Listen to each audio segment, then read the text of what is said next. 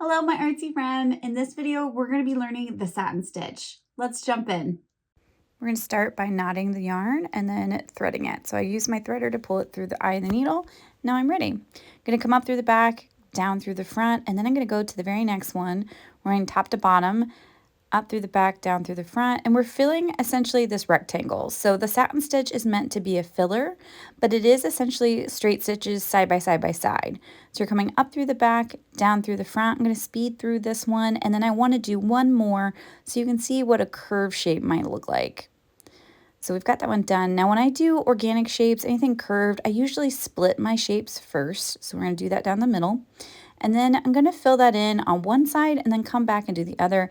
It just helps keep my stitches a little more straight and a little less wonky. It makes it more even, but again, this is just another example. We're going up through the back, down through the front. I'll speed through this. And this is our satin stitch. It's perfect for filling.